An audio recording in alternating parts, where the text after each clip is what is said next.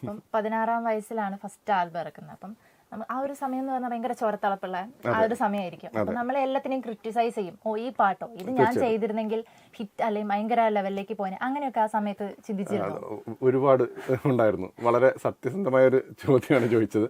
കാര്യം നമ്മൾ സ്കൂളിൽ പഠിക്കുമ്പോൾ മ്യൂസിക് ആൽബം ഒരെണ്ണം ചെയ്തപ്പം അന്നൊരു 8 പാട്ടൊക്കെ നിമിഷ നേരങ്ങൾ കൊണ്ടാണ് ഉണ്ടാക്കിയത്. കാരണം നമുക്ക് കൂടുതൽ തന്നെ വീട്ടിൽ അറിയാത്തതുകൊണ്ട് നമ്മൾ അങ്ങ് ഉണ്ടാക്കിക്കൊണ്ടിരിക്കുക എന്നുള്ള രീതിയിലാണ്. പിന്നെ ഞാൻ ആക്ച്വലി ഔസേപ്പച്ചൻ സാറിൻ്റെ കൂടെ അസിസ്റ്റ് ചെയ്യാൻ പോയി. അതിനുശേഷം ഗോപി സുന്ദറിൻ്റെ കൂടെ സൗണ്ട് എഞ്ചിനീയറായിട്ട് ജോലിക്ക് ചേർന്നപ്പോഴാണ് നമ്മുടെ അഹങ്കാരം മുഴുവൻ പോയത്. കാര്യം എന്ന് വെച്ചാൽ അപ്പോഴാണ് റിയലൈസ് ചെയ്യുന്നത് നമുക്കൊന്നും അറിയില്ല എന്നുള്ള കാര്യം. കാരണം അതെനിക്കൊന്നു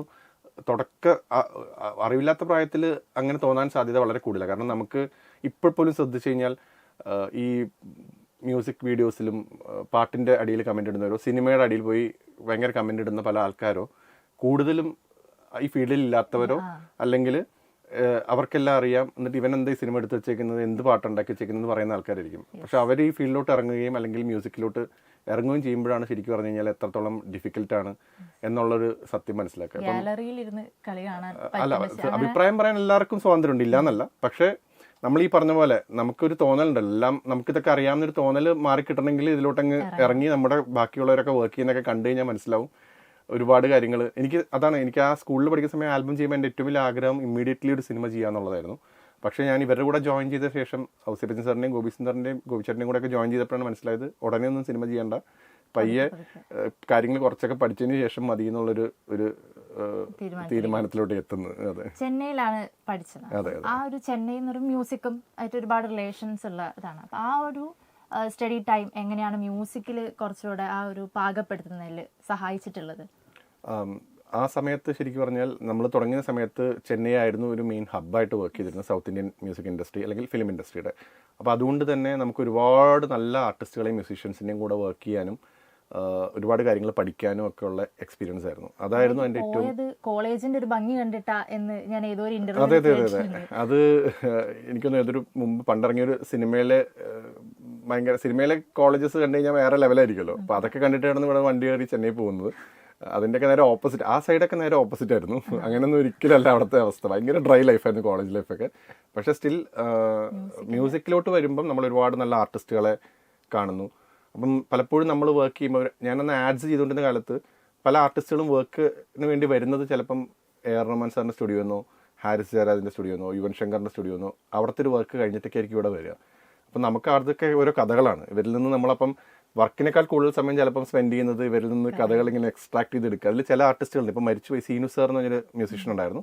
അദ്ദേഹം 60 ഇൻസ്ട്രുമെൻറ്റ്സ് വായിക്കുമായിരുന്നു, 60 ഡിഫറെൻറ്റ് ഇൻസ്ട്രുമെൻറ്റ്സ്. അതെങ്ങനെയാണ് ഇതൊക്കെ സംഭവിക്കുന്നത് ഒരു പിടിയില്ല. അത്രയും ജീനിയസ് ആയിട്ടുള്ള ആർട്ടിസ്റ്റാണ്. റഹ്മാൻ സാറിൻ്റെയും ഹാരിസ് ജയരാജിൻ്റെ കൂടെ ഇഷ്ടം പോലെ, അതുപോലെ പണ്ട് കാലം മുതലേ വർക്ക് ചെയ്തില്ല രാജ് സാർ, എല്ലാവരും കൂടെ വർക്ക് ചെയ്തിട്ടുള്ള. അപ്പോൾ അവർ വന്നു കഴിഞ്ഞാൽ കഥകളിങ്ങനെ അവർക്ക് എല്ലാവരുമായിട്ടൊന്ന് സിങ്ക് ആവാൻ അവർക്ക് പറ്റൂല. കാരണം അവർ അത്ര ഏജ്ഡും ആണ്.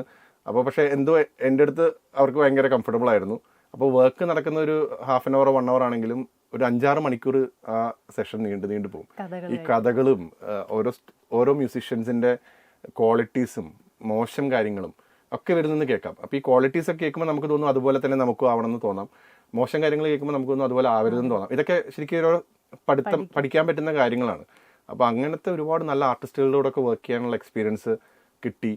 പിന്നെ ഇപ്പം മ്യൂസിക് ഫീൽഡിലുള്ള പല ആൾക്കാരും നമ്മുടെ ഒപ്പം തന്നെ തുടങ്ങിയവരാണ്. അപ്പോൾ ആ സമയത്ത് അവരുടെ കൂടെയൊക്കെ കൊളാബറേറ്റ് ചെയ്ത് ഒരുമിച്ച് വർക്ക് ചെയ്യാൻ ഇപ്പം എൻ്റെ തന്നെ പല പാട്ടുകളിലും ഇപ്പം ഞാൻ പകർനാട്ടം എന്ന് പറഞ്ഞ് പണ്ടൊരു ബാക്ക്ഗ്രൗണ്ട് സ്കോർ ജയരാജ് സാറിൻ്റെ ഒരു മൂവി വർക്ക് ചെയ്തിരുന്നു. അതിൽ അന്ന് വയലിൻ വായിച്ചത് ഗോവിന്ദ് വസന്ത എന്നുള്ള മ്യൂസിക് ഡയറക്ടറാണ്.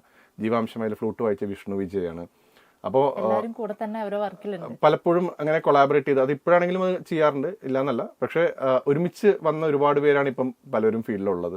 എല്ലാവർക്കും ഇതുപോലെ ഓരോ കഥകൾ ഉണ്ടാവും പറയാൻ.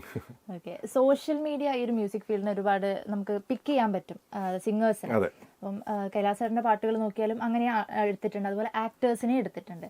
എങ്ങനെയാണ് ഒരു പാട്ട് കേൾക്കുന്ന സമയത്ത് അവരുള്ള എന്ത് ഫാക്ടറാണ് ഓക്കെ ഇവരെനിക്ക് കൊള്ളാം, ഇവർ കൊള്ളാം, പാട്ട് കൊള്ളാം എന്ന് തോന്നാറുള്ളത്? ഒരുപാട് ഫാക്ടേഴ്സ് ഉണ്ട്.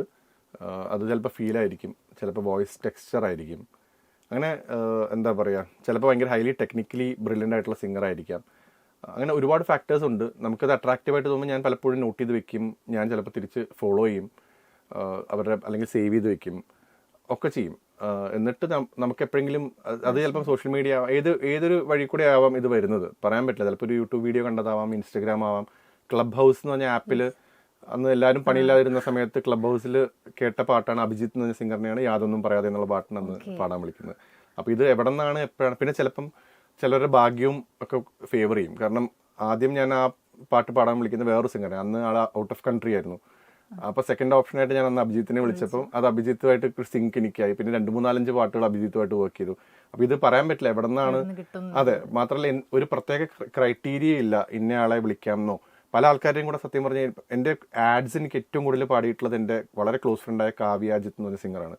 ഞാനിപ്പോൾ മ്യൂസിക് ഇപ്പോൾ ഫിലിമിൽ ചെയ്യാൻ തുടങ്ങി ഇത്ര വർഷമായിട്ട് എനിക്ക് ആദ്യമായിട്ട് കാവ്യയുടെ കൂടെ വർക്ക് ചെയ്യാൻ പറ്റിയത് ലിറ്റിൽ ഹാർട്സ് എന്ന് പറഞ്ഞൊരു മൂവി വന്നപ്പോഴാണ്. കാരണം കാവ്യക്ക് ചേരുന്നൊരു പാട്ട് എന്ന് നമുക്ക് തോന്നിയപ്പം കാവ്യയെ വിളിച്ചു. പക്ഷെ ഇത്രയും കാലമായിട്ട് ബെസ്റ്റ് ഫ്രണ്ട് ആണെന്ന് പറഞ്ഞിട്ട് പോലും എനിക്ക് വർക്ക് ചെയ്യാൻ പറ്റിയിട്ടില്ല. അതാണ്, അങ്ങനെയൊക്കെയാണ് പലപ്പോഴും സംഭവിക്കുക. ഒരു പോസ്റ്റ് ഞാൻ കണ്ടിരുന്നു, പുതിയതായിട്ട് വരുന്ന സിംഗേഴ്സ് ആയാലും ഒരു കലാകാരനെ നമുക്ക് പ്രൊമോട്ട് ചെയ്യാൻ നമുക്ക് 0 എഫേർട്ടാണ് കണക്കൊക്കെ വെച്ചിട്ടുള്ളത്. അത് എന്തായിരുന്നു, അങ്ങനെ ഒരു പോസ്റ്റ് ഇടാൻ കാരണം എന്തായിരുന്നു?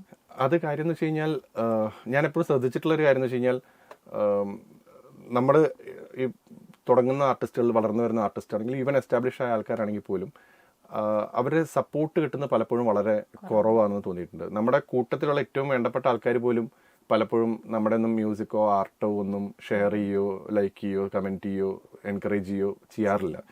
അപ്പോൾ അത് പ്രത്യേകിച്ച് ഏറ്റവും കൂടുതൽ അത് അഫക്റ്റ് ചെയ്യുന്നത് ഒരു ബിഗിനിങ് സ്റ്റേജിലുള്ളവരോ അല്ലെങ്കിൽ സ്ട്രഗിൾ ചെയ്തുകൊണ്ടിരിക്കുന്നവർക്കാണ്. അപ്പോൾ അവർക്കൊക്കെ ചിലപ്പോൾ ഒരു മോട്ടിവേഷൻ ആയിരിക്കും ഒരു കമൻറ്റോ ഒരു ഷെയറോ ഒരു ലൈക്കോ അല്ലെങ്കിൽ ഒരു അപ്രിസിയേഷനോ കൊടുക്കുക എന്ന് പറയുന്നത് അവർക്ക് വീണ്ടും ഒരു ഫ്യൂവലാണ് വീണ്ടും മൂവ് ചെയ്യാനായിട്ട്. അതിന് നമുക്ക് ഒരു ചിലവില്ലാത്തൊരു കാര്യമാണ്. അത് ചെയ്യാവുന്ന 2-3 ആൾക്കാർക്ക് ചെയ്യാം. തീർച്ചയായിട്ടും അവരുടെ ഫ്രണ്ട് സർക്കിളിലുള്ളവർക്ക് ഡെഫിനറ്റ്ലി അത് ചെയ്യാവുന്നതാണ്. എപ്പോഴും ഞാൻ ശ്രദ്ധിച്ചിട്ടുള്ള ഒരു കാര്യം വെച്ചാൽ ആരെങ്കിലും ഒരാൾ ഫേമസ് ആവാൻ വേണ്ടി കാത്തിരിക്കും. ഫേമസ് ആയി കഴിഞ്ഞാൽ ആൾക്ക് അംഗീകാരങ്ങളും അപ്രിസിയേഷനും ഒക്കെ ഇങ്ങനെ ഈ പറഞ്ഞ ഫ്രണ്ട് സർക്കിളിൽ നിന്ന് തന്നെ ഇഷ്ടം പോലെ വരും. എന്നാൽ അതുവരെ ആരും എത്ര പേര് സപ്പോർട്ട് ചെയ്യുന്നു, വളരെ കുറച്ച് പേര് അത് ചെയ്യാറുള്ളൂ. പിന്നെ അതോടൊപ്പം തന്നെ ഈ പറഞ്ഞ പോലെ നമ്മളെപ്പോലെയൊക്കെ മ്യൂസീഷ്യൻസ് ആയിട്ടുള്ള ആൾക്കാർക്കും ഈ ഫീൽഡിലുള്ളവർക്കും ഒക്കെ കുറച്ച് സമയം അതിന് സ്പെൻഡ് ചെയ്യാൻ പറ്റുമെങ്കിൽ അത് ഇവർക്ക് ഭയങ്കര ഒരു മോട്ടിവേഷനാണ്, അല്ലെങ്കിൽ ഒരു ബൂസ്റ്റാണ്. ശരിക്കും പറഞ്ഞാൽ വീണ്ടും ഹാർഡ് വർക്ക് ചെയ്യാനും ഒക്കെ. അപ്പം ഞാനെപ്പോഴും എൻ്റെ പാട്ടുകൾ പാടുന്നു അല്ലെങ്കിൽ മറ്റ് പലരും അയച്ചു തരുന്ന പാട്ടൊക്കെ ആണെങ്കിലും അതുകൊണ്ടാണ് പലപ്പോഴും കമൻറ്റ് ചെയ്യുക ഷെയർ ചെയ്യുകയൊക്കെ ചെയ്യുന്നത്. കാരണം അതിൻ്റെ ഒരു കാര്യം നമുക്ക് അറിയാം, നമ്മളത് ഫേസ് ചെയ്തിട്ടുള്ളതുകൊണ്ട് നമുക്ക് നന്നായിട്ട് അറിയാം. കാരണം നമ്മൾ ആഡ്സ് ഒക്കെ ചെയ്തുകൊണ്ടിരുന്ന കാലത്താണെങ്കിലോ മ്യൂസിക് ചെയ്ത് തുടങ്ങിയ കാലത്താണെങ്കിലോ വളരെ ചുരുക്കം ആൾക്കാർ മാത്രമാണ് സപ്പോർട്ട് ചെയ്തിട്ടുണ്ടാവുള്ളൂ. അപ്പോൾ അന്ന് കുറച്ചുകൂടെയൊക്കെ സപ്പോർട്ടോ അല്ലെങ്കിൽ ഇതൊക്കെ കിട്ടിയിരുന്നെങ്കിൽ കുറെ കൂടെ നമുക്ക് അന്നത് ഹെൽപ്പ് ചെയ്തേനെന്ന് തോന്നിയിട്ടുണ്ട്. അതുകൊണ്ടാണ് പറ്റാവുന്ന രീതിയിൽ നമ്മൾ അത് ചെയ്യാൻ ശ്രമിക്കുന്നത്. അതെ, ജീവാംശമായി ഇറങ്ങിയ സമയത്ത് കമന്റ്സ് ഒക്കെ വെയിറ്റ് ചെയ്തിരുന്ന് നോക്കിയിരുന്നു എന്ന് ഞാൻ കേട്ടു. ഇപ്പോഴും കമന്റ്സ് നോക്കും, ഫുള്ള് നോക്കും, എല്ലാം നോക്കും. അതായത് ഹുക്ക് ചെയ്ത് എന്തെങ്കിലും കമന്റ്സ് ഉണ്ട് ഇപ്പൊ ലേറ്റസ്റ്റ് ആയിട്ടുള്ള പാട്ടുകളിലോ എന്തെങ്കിലും ഇന്നേ പാട്ടിനെന്നില്ല, മൊത്തത്തിൽ കണ്ട ഒരു കമന്റില് സ്ട്രൈക്ക് ചെയ്തൊരു കമന്റ് അങ്ങനെ ഒരുപാട് പോസിറ്റീവ് ആയിട്ടുള്ള കമന്റ്സ് ഒരുപാട് ഉണ്ടാവാറുണ്ട്, ചില നെഗറ്റീവ് കമന്റ്സും ഉണ്ടാവാറുണ്ട്. അപ്പം ഈ നെഗറ്റീവ് ആയിട്ടുള്ള കമന്റ്സിൽ ചിലത് നമുക്ക് ഹെൽപ്ഫുള്ളും ആവാറുണ്ട്. അതായത് അതെ, ചില ക്രിറ്റിസിസം നമുക്ക് കേൾക്കുമ്പോൾ തന്നെ മനസ്സിലാവാൻ ഒരു അർത്ഥമില്ല. കാരണം അത് അയാളുടെ ഒരു പോയിന്റ് ഓഫ് വ്യൂ മാത്രമായിരിക്കും. അതിൽ ചിലപ്പോൾ വാലിഡിറ്റി ഒന്നും ഇല്ല നമുക്ക് തോന്നാം. വാലിഡ് ആണെന്ന് തോന്നുവാണെങ്കിൽ ഞാനത് ഉൾക്കൊണ്ടിട്ട് അതിന് അക്കോർഡിംഗ്ലി എന്താണ് ചെയ്യാൻ പറ്റുക എന്നുള്ളത് ശ്രദ്ധിക്കാറുണ്ട്. അതുപോലെ പോസിറ്റീവ് കമന്റ്സ് തീർച്ചയായിട്ടും നമുക്ക് വീണ്ടും ഈ മ്യൂസീഷ്യൻസ് മാത്രമല്ല എല്ലാ ആർട്ടിസ്റ്റുകൾക്കും എപ്പോഴും അപ്സ് ആൻഡ് ഡൗൺസ് ഉണ്ടാവാറുണ്ട്. അവരുടെ ആർട്ടിന്റെ കാര്യത്തിൽ എപ്പോഴും കുറേ ക്വസ്റ്റ്യൻസ് ഉണ്ടാവും.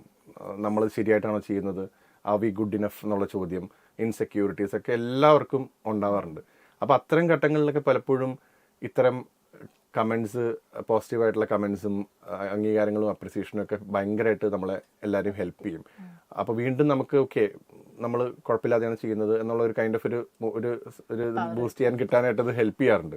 അപ്പോൾ തീർച്ചയായിട്ടും ഇതൊക്കെ നോക്കി അതിനനുസരിച്ചിട്ട് നല്ല ക്രിറ്റിസിസം എടുക്കുക, അതിനനുസരിച്ചിട്ട് കറക്റ്റ് ചെയ്യാന്നൊക്കെ ഉള്ള നല്ല കാര്യം തന്നെയാണ്.